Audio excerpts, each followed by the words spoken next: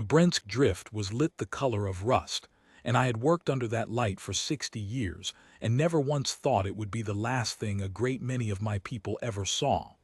I was a surveyor clerk of the Brentsk registry.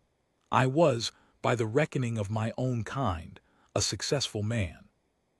I had processed the transfer of 11,000 dead hulls across my career, signed each one out of Hesari custody, and into the hands of whatever lesser party had been judged owed a piece of our refuse, and I had never lost a single form. I tell you this so that you understand what kind of being I was on the day the humans came to collect their settlement. I was careful. I was precise. I was certain of the value of things. And I was wrong about the most important thing a man in my position can be wrong about, which is the difference between what is discarded and what is dangerous. My name is Rescavel. I am the one who signed the wreck over to them. I want that on the record before anything else, because everything that came after began with my own hand on the manifest, and I have never once pretended otherwise. The Brentsk drift was a breaking yard. It hung in the dead orbit of a star our charts did not bother to name, and around it drifted 4 centuries of Hesari refuse, gutted cruisers, voided reactor hulls, the long broken spines of ships that had outlived their usefulness to the empire that built them. The Hesari do not keep what we cannot use. It is the first thing a clerk learns and the last thing he is permitted to forget. We are an empire of arbiters and brokers, of contracts and settlements, and the highest art among us is the art of valuation, of looking at a thing and knowing exactly and without sentiment what it is worth. We were very good at it. We had been right for 400 years. That, I have come to understand, is the most dangerous condition a people can fall into. Not arrogance. Arrogance can be corrected. The condition, I mean, is the quiet, settled belief that your judgment has been tested and found sound, when in truth it has only never been answered. The wreck in question was Hull 7744, a heavy warship of the old Tall class, decommissioned 40 years prior. Her hull was sound enough, but her reactor had voided. I should explain what that means, because the humans understood it before we did, and that is the whole of the story. A Hesari core does not simply die. When the containment lattice of a primary reactor fails in a particular way, the core does not go dark. It voids. The reaction collapses inward into a contained remnant, a knot of folded energy that cannot be restarted, cannot be drained, and cannot be safely moved beyond the most delicate towing. We learned long ago that a voided core is worthless. You cannot power a ship with it. You cannot harvest it. Any attempt to open it releases the remnant all at once, and the remnant released does not produce energy you can use. It produces only destruction, and destruction that cannot be aimed is not a weapon. It is an accident. So we void the cores we cannot save, and we tow the hulls to yards like Brentsk, and we sell the scrap to whoever is owed, and we move on. We had voided thousands of them. We had never once found a use for what was inside. We assumed, therefore, that there was no use. I want you to sit with the shape of that assumption, because it is the same shape as every mistake my people ever made. The settlement itself was a small humiliation, conducted with great formality. There had been a dispute. A Hesari survey vessel had fired on a human prospecting crew in the Calder Reach over a claim our courts later judged to be theirs and not ours. The judgment required compensation. Overseer Talmor, who held the Brentsk sector, and who considered the very existence of the human claim an offense, arranged the compensation himself. We would not pay in credit, which would dignify the matter. We would pay in salvage. We would give them a dead ship. Talmor came to the yard for the signing, which he did not need to do, and which told me he intended to enjoy it. He was a large man, even for a Hesari, broad through the dorsal ridge, and he had the particular stillness of someone who has never in his life been made to wait for anything. He stood at the transfer gantry with the rust light catching the edges of him, and he watched the human shuttle dock, and when the humans came down the gantry, he did not greet them. He let them stop in front of him. Then he said, through the translator, in the flat formal cadence we use for inferiors, that the Empire was pleased to discharge its obligation, and that he hoped they would find the vessel a comfortable grave to live in, since their kind seemed so determined to die in our reaches regardless. A few of the yard hands made the soft clicking sound that is our laughter. I did not. I was a clerk. I had a manifest to complete. But I confess I felt the warmth of it, the easy pleasure of standing on the side of the people who decide what things are worth. I filed the transfer. And as is my habit and my duty, I appended an intelligence note to the registry, an assessment of the receiving party, a single line that the Empire used to track the rising and falling threat of the species it dealt with. I rated humanity that day as I had rated them every day before. Negligible, Class 9, salvage dependent. I did not think about it twice. It was, I believed, the truest line I had ever written. The human delegation was 4 people. 3 of them I do not remember. The 4th signed for the wreck, and her name was Captain Lena Caro, and she is the reason I am telling you any of this. She was small by our standards, with the close-cropped gray hair some older humans wear and a stillness of her own that I noticed because it did not match the situation. She should have been angry. We had insulted her openly in front of her crew and handed her a corpse in payment for her dead. Or she should have been grateful in the cringing way that lesser parties were grateful, eager to take what they could and leave before we changed our minds. She was neither. She read the manifest carefully, line by line, the way I read manifests, and when she reached the reactor status, voided, non-restartable, transfer authorized, she stopped. She looked up at me, and she asked me a question. She did not ask whether the hull was sound. She did not ask about the guns which had been stripped or the drive which was 40 years obsolete. She asked in a level voice how the core had voided. Cleanly, she said, or with lattice fracture. Had the remnant settled symmetrically, or was it skewed? I remember being faintly irritated. It was an odd, technical question, the kind a salvage engineer might ask if she meant to break the hull for parts and wanted to know the safe approach to the reactor housing. I told her the truth, which was on the manifest anyway. Lattice fracture. The remnant had settled skewed, which made the hull more dangerous to break than most and was, frankly, part of why we had selected it for her.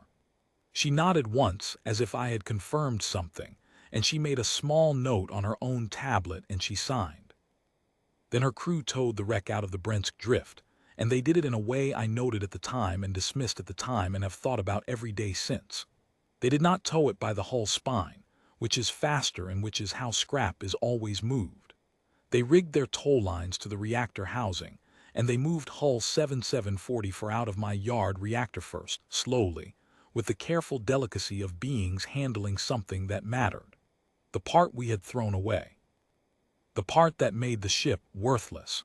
They cradled it like it was the only thing they had come for.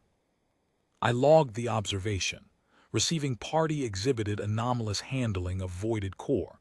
Assess as salvage inexperience. I did not update the rating. Negligible, Class 9, salvage dependent. I want you to remember that line because I am going to repeat it, and each time I repeat it I want you to feel what I should have felt and did not, which is the cold of a man writing the same wrong word over and over while the evidence stacks up beside him. What I knew of the next 2 years, I knew the way an arbiter knows anything, in fragments, in reports, in the dry residue of intelligence that filtered up through the registry and across the sector desks. I was not there. I want to be honest about that.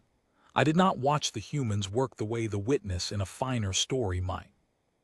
I read about it afterward, and I reconstructed it from the reports, and I have spent a long time since trying to understand the order in which understanding arrived for them, because it arrived for them in exactly the reverse order it arrived for us. The first report was almost nothing. A trade observer in the human Calder settlements noted that the salvaged Hesari hull had been moved to a fabrication yard, and that the humans were not, as expected, breaking it for parts. The hull sat untouched. No work was done on the spine, the plating, the gun mounts, the drive. The observer found this so unremarkable that he buried it in a list of 40 other items. A lesser species had received a ship and was not using it. What of it? They could not crew a tall-class warship. They could not power it. The reactor was dead.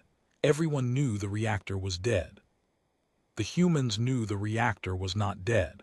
That was the thing. That was the entire thing. They had understood before we ever sold it to them that a voided core is not an empty thing.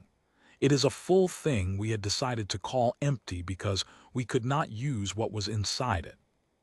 And the human engineer who understood this best was a man named Daniel HSU, and the reports mention him only twice, and both times in passing, and I have built a picture of him from those two mentions, and from what he made, the way you can build a picture of a sculptor from the shape of the hole left in the stone. HSU, as best I can reconstruct it, asked the question my people had stopped asking centuries before. He did not ask how to drain the remnant or how to restart the core. He asked why we had decided a thing that could not be aimed was not a weapon, and he answered it. We could not aim the remnant. That did not mean it could not be aimed. It meant we had never learned how, because the moment we found the cores worthless we stopped looking, and 400 years of not looking had hardened into the certainty that there was nothing to find. The remnant released all at once in every direction. But a thing that releases in every direction can, if you build the right vessel around it, be made to release in one.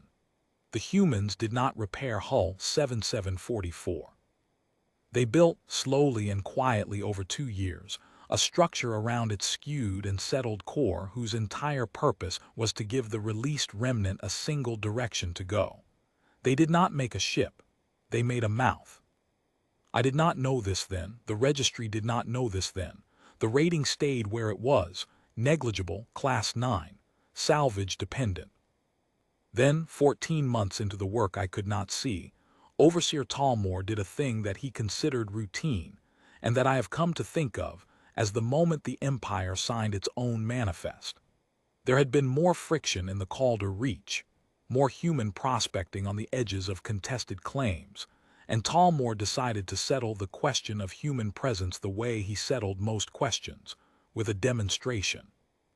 A Hesari enforcement run swept a human salvage convoy in the Reach, 11 small vessels, unarmed, crewed by salvagers and their families, the kind of soft civilian traffic that empires destroy precisely because it is soft and its destruction costs nothing and teaches everything.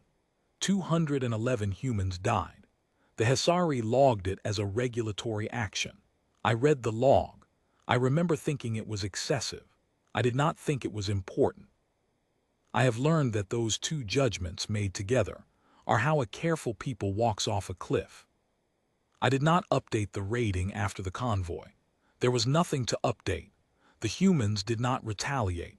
They did not protest beyond the formal channels, which we ignored. They went quiet, and we read the quiet as fear, the way we had always read the quiet of smaller things as fear. Somewhere in a fabrication yard I would never see, a man named Daniel HSU and a captain named Lena Caro added 211 to a number they were already carrying, and they kept building their mouth, and they said nothing at all. The first time the Empire's hand actually touched the wreck again was 8 months after that. And I have the patrol log, because the patrol log was filed through Brentsk, and I read every line of it the way you read the testimony of your own undoing.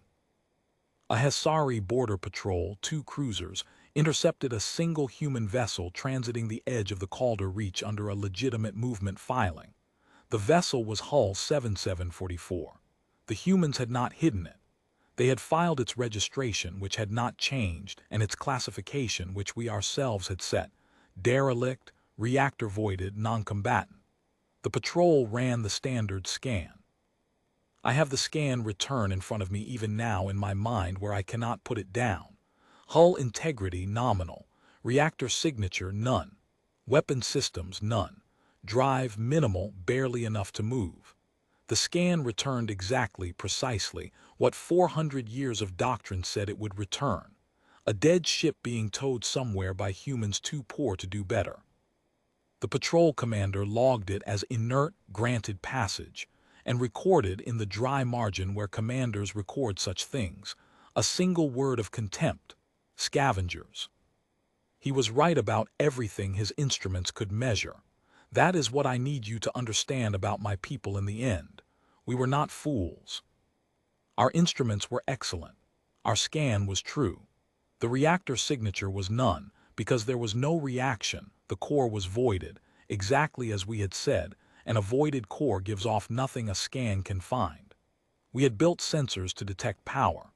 We had never built a sensor to detect the absence of safety, because we had decided that absence was worthless, and you do not build instruments to measure the worth of worthless things. But there was one line in the patrol log that the commander did not understand, and neither did I, not for a long time, and it is the line I count seconds against when I cannot sleep. As the patrol granted passage and turned away, Hull 7744 did something it had no reason to do. It did not continue on its filed heading. It turned.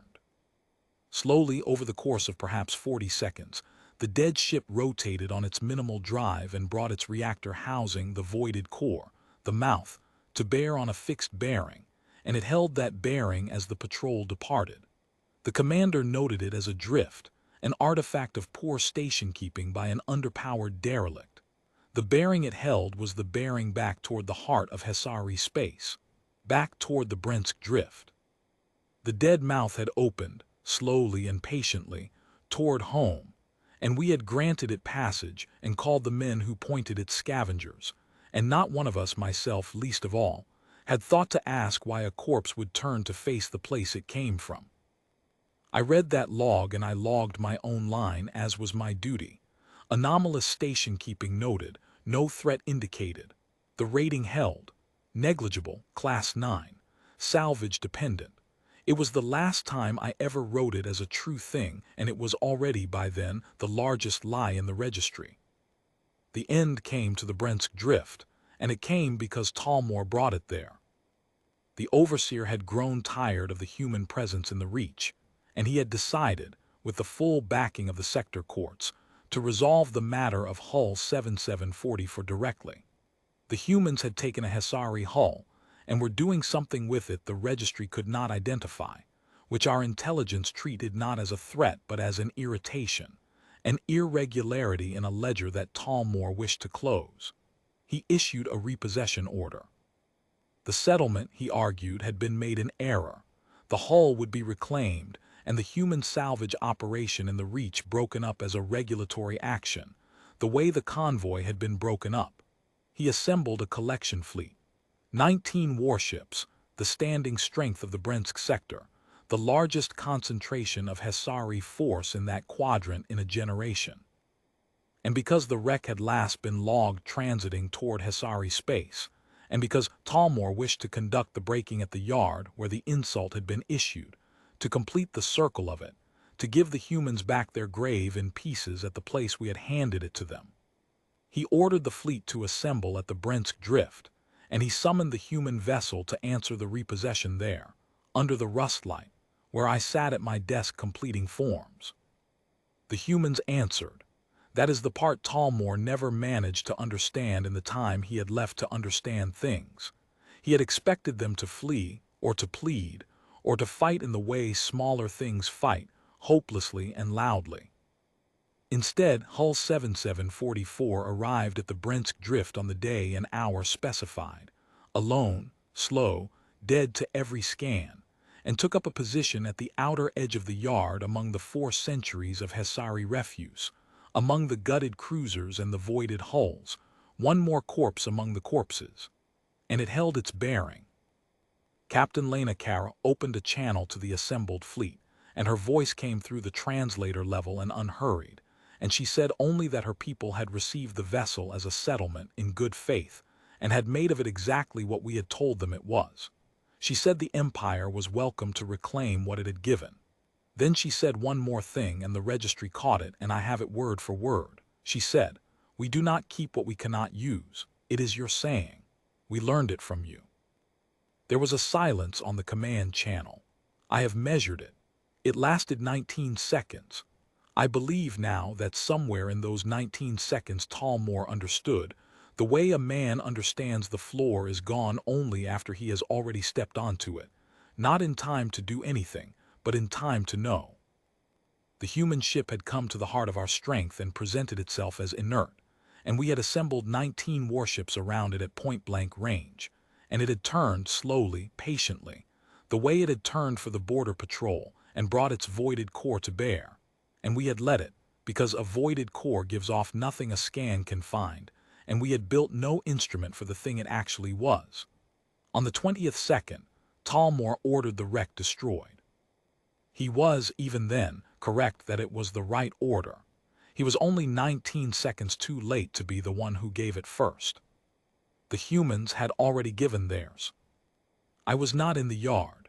I was off-site in the registry annex, 300,000 kilometers out along the orbital arc, completing the repossession paperwork that Talmor required filed before the action could be formally closed.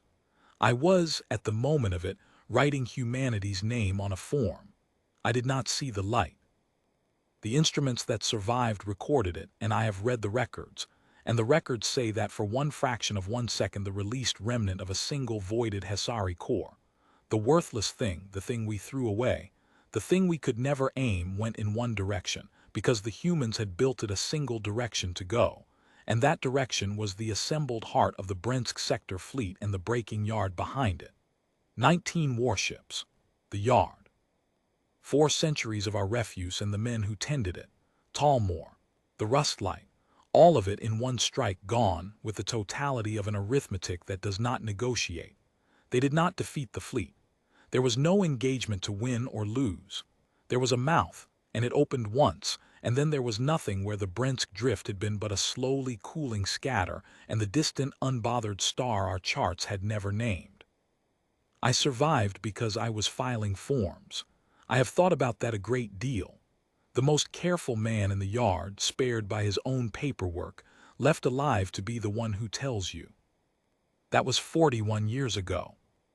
I am old now, even for a Hesari, and I have no empire. The Brentsk sector did not recover. The loss of the standing fleet and the death of Talmor opened a collapse in our reaches that the courts could not arbitrate their way out of, and the Hesari today are a scattered and diminished people, brokers without a market, arbiters of nothing. I do not say this to draw your sympathy. I say it because it is the accurate valuation, and I am, at the last, still a man who values things accurately. I live now as an archivist, stateless, in a human-administered records depository on a station whose name I have learned to pronounce, and I keep the only copy of the Brentsk registry that survived, which is the copy that was in the annex with me, 300,000 kilometers from the light.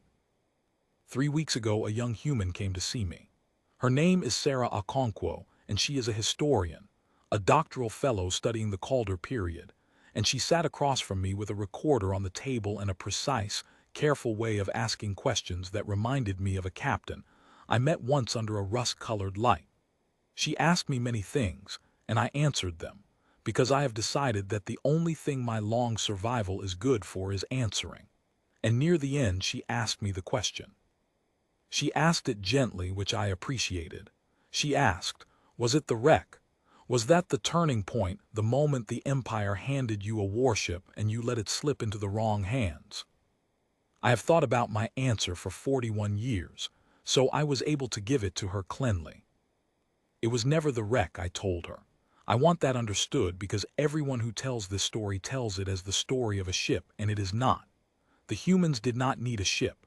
If we had given them credit as the courts first intended, they would have built their mouth from something else eventually, because Daniel HSU had already asked the question, and a people does not unask a question like that. The wreck was not the cause. The wreck was the lesson, and the lesson was not in the hull. It was in the act of giving it. Because here is the thing I have come to understand, sitting alone with the registry of a dead yard. When you discard a people, when you look at them and judge them worthless, salvage dependent, negligible class 9, you do not merely insult them. You stop guarding them. You hand them the one thing a careful empire otherwise never surrenders, which is your inattention. We did not lose because the humans were stronger.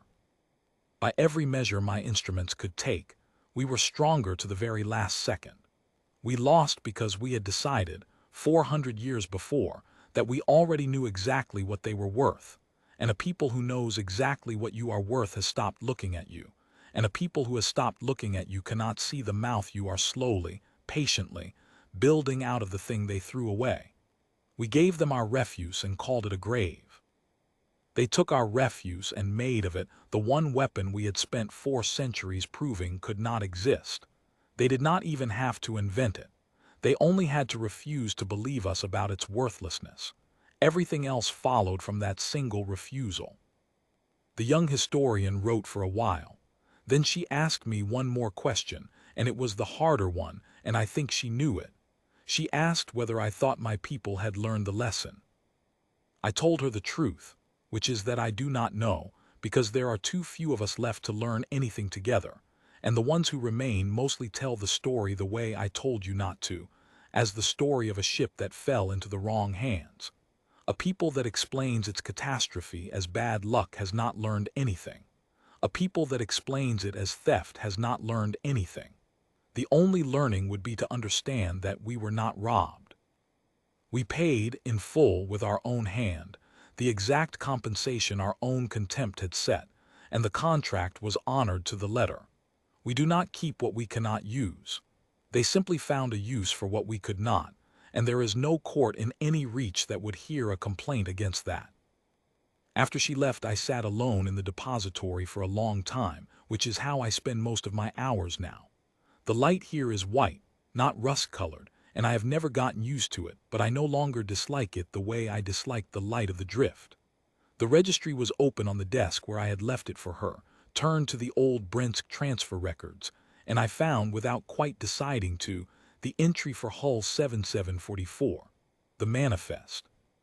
My own hand, 41 years gone, and the intelligence note appended below it, the assessment of the receiving party, the line I had written that day and every day before it and believed when I wrote it to be the truest line in the registry. Negligible Class 9, salvage dependent. I am an archivist now, and an archive that is known to be false and left uncorrected is not an archive. It is a lie one has agreed to keep. So I did the thing I had not had the standing to do for 41 years, the thing no Hesari had ever done in the history of the rating system, which only ever moved a species up by single increments and never, in 4 centuries, by what I was about to move it. I struck the line. And beneath it, in the careful hand of a clerk who has finally, far too late, learned to look at a thing and see what it is actually worth, I entered the corrected assessment for the species of Daniel HSU and Lena Caro and the 211 they carried, and the 19 warships, and the empire that is no longer an empire. I wrote only what was true: threat, total, class, the highest we keep.